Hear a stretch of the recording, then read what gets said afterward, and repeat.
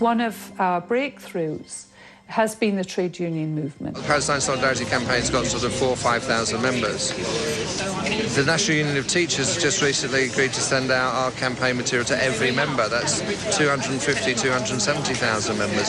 It instantly changes the numbers of the audience that you're dealing with. So if Unite are now sending out materials to their branches, you're getting to 2 million people. I'm just wondering, why anyone doing something against Russia in terms of what it does in Chechnya, or against China, against what it does to Tibet? In the case of Israel, the most effective thing we can do is to raise the question of boycott.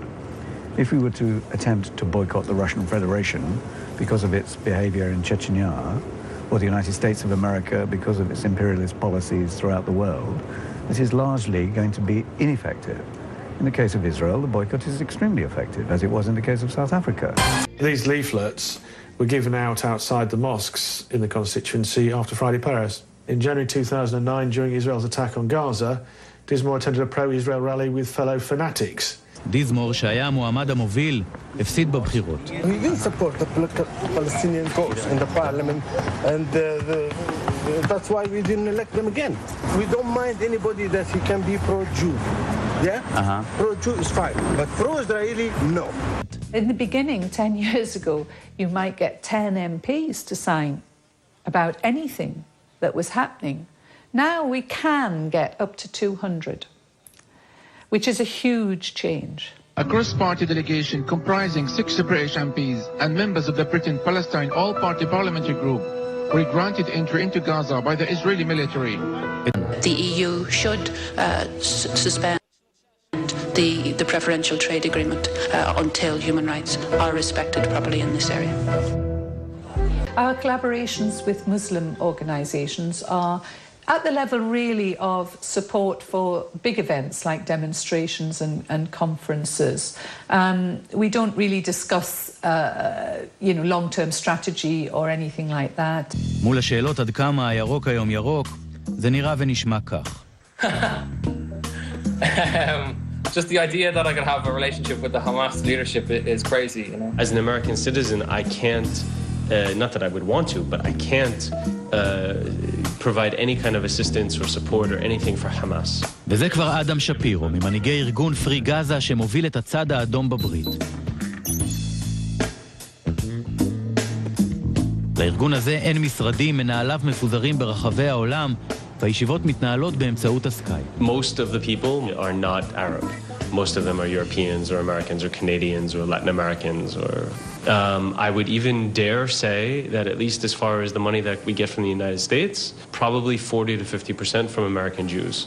שפירו, יהודי אמריקני, התגורר כמה שנים בישראל, אז התחבר לסיפור הסכסוך. I'm sure there's many people who will watch this and say, okay, those are just self-hating Jews. You know, those are people who, they don't know what it means to be Jewish, which I think is kind of a ridiculous argument. אז מה עושים באותה סירה איש כמו סוואלחה ביחד עם אדם שפירו, הפעיל ההומניטרי מניו יורק? זהו העניין. כשניסה כל אחד מהארגונים להוציא משק לבדו, הם לא הצליחו להשיג את המטרה המצופה. פרי גזה הצליחו להגיע לעזה כמה פעמים עם ספינות די קטנות, זה לא עורר שום תשומת לב. They stopped us before. When they stopped us before, almost no media paid attention to us. ה-HH לעומת זאת הוציא ספינה שכלל לא הגיעה לחופי עזה כי נעצרה בכוח על ידי המצרים. גם המשט הזה לא עורר כמובן שום הד תקשורתי. They were stopped in Egypt. They weren't able to get in. And so then IHH turned to Free Gaza and asked us, could we participate with you? That's actually when we started making a formal coalition. הארגון כי אין לו די משאבים וכי הוא תלוי לחלוטין ב-IHH. This is a whole different world of activism. The cost of ships, managing ships, dealing with the logistics of cargo, dealing with the logistics of keeping a ship in a port and insurance and all of these things. על המרמרה כיכבו מיודענו אדם שפירו ושרה קולבורן מהארגון של בטי הנטר. That shows the first Israeli soldiers to board the ship to fire live ammunition at our passengers. כשהם הפנים המופיעות על מסקי הטלוויזיה, המשט נתפס אוטומטית כאירוע הומניטרי.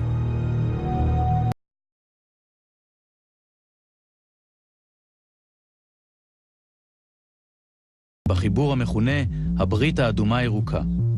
זהו חיבור בין ארגונים אסלאמיים לבין ארגוני שמאל רדיקליים מערביים, שמשלבים היום ידיים לצורך המאבק לקידום העניין הפלסטיני. בצד הירוק המוסלמי בולטים ארגוני הגג המוסלמיים שיושבים בבריטניה. ה-Union of Good, קואליציית קרנות הצדקה העוסקות בגיוס כספים, וה-IHH הטורקי המוכר לנו מהמשט האחרון. בצד האדום, השמאל המערבי, הבולטים בו, הפלסטיין סולידריטי קמפיין של בטי הנטר, ופרי גזה, ארגון בינלאומי לשבירת המצור. ובתווך נמצאים ארגוני הכלאיים, ארגונים בהם חברים אישים מוסלמים ואנשי שמאל מערביים. הארגון האקטיבי ביותר בברית, הקואליציה האירופית לשבירת המצור על עזה. גוף המאגד בתוכו 30 ארגונים מכל רחבי אירופה, מקצתם ארגוני שמאל אדום, רובם ארגונים מוסלמיים.